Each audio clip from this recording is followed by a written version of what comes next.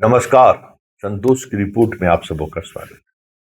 और आज हम संतोष की रिपोर्ट में हम बात युद्ध के कारण जो हालात बद से बदतर होते जा रहे हैं उस संदर्भ में करने जा रहे हैं। भले मीडिया इस खबर को तवज्जो नहीं दे रही है, इस खबर पर बने नहीं रहना है, ये सीधे सीधे आदेश है। युद्ध का क्या इंपैक्ट देश पर पड़ रहा है इस पर कोई खबर नहीं बनानी है। हालात, ट्रेन का हालात तो ऐसा ही है जैसे कोरोना काल में था। हर दिन हजारों हजार प्रवासी मजदूर लौट रहे हैं। गुजरात से शुरू हुआ और तमिलनाडु से लेके सभी जगह जहां चुनाव हो रहा है वहां रोकने की कोशिश हो रही है। वहां गैस का किल्लत ना हो, वहां पेट्रोल का किल्लत ना हो, सरकार उस पर ध्यान दिए हुए कि अन्य राज्यों का भी कोटा काट के वहां भेजो ताकि जो प्रवासी वोटर है वो रुका रहे। ठीक उसी तरीके से याद है ना कोरोना काल सेकेंड फेज में चुनाव की वजह से लॉकडाउन लगाने में इतना विलंब लगा दिए मोदी जी, कितना परिवार सूना हो गया।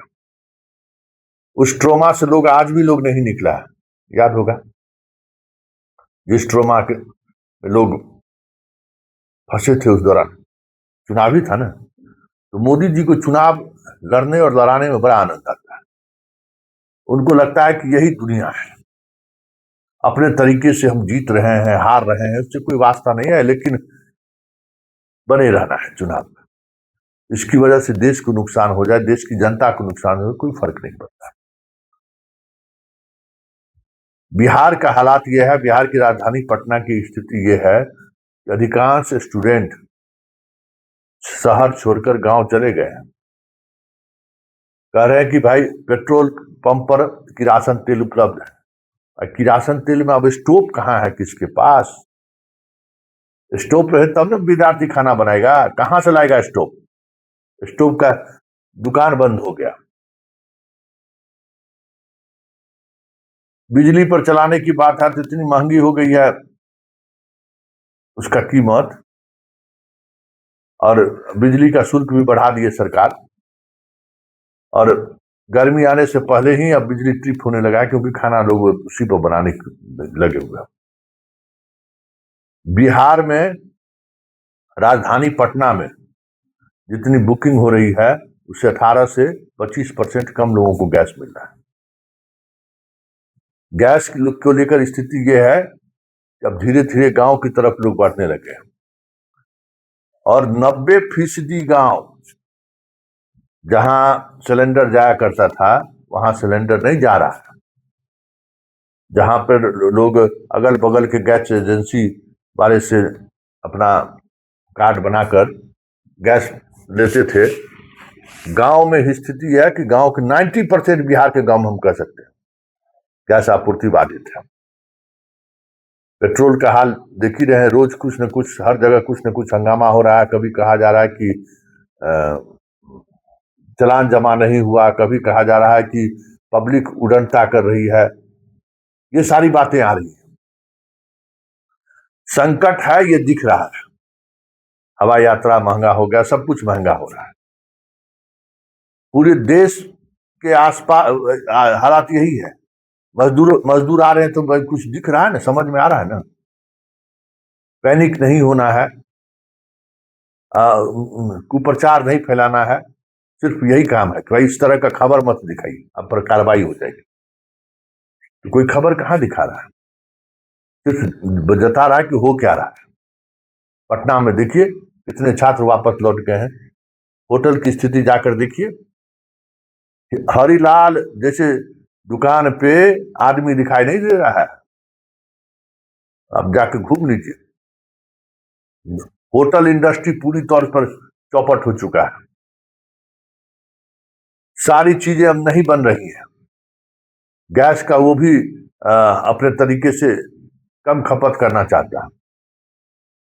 जितने लोग ठेला पर जो बनाने वाले लोग थे, नाश्ता वास्ता बेचने वाले लोग थे, अधिकांश का दुकानें बंद हो चुकी हैं। भले मीडिया इस खबर को नहीं चला रही है और चलाने पर कार्रवाई का डर भी है। हालात जिस तरीके का है, जिस तरीके से बढ़ रहा है, ईंधन बचाने की तो जरूरत है ही। देश मोदी जी के साथ है। अरे सैटरडे संडे 2 दिन उसी तरीके से व्यवस्था कर दीजिए। अब तो वर्क टू होम हो रहा है, सैटरडे संडे पूरे देश बंद रहेगा। 2 दिन का महीने में अगर हम लोग 8 दिन 10 दिन ईंधन बचा लिए, बहुत बड़ी बात है ना। ऑक्सीजन गैस नहीं ना है कि जो कोरोना में क्रिटिकल होगा उसी को जरूरत पड़ेगा।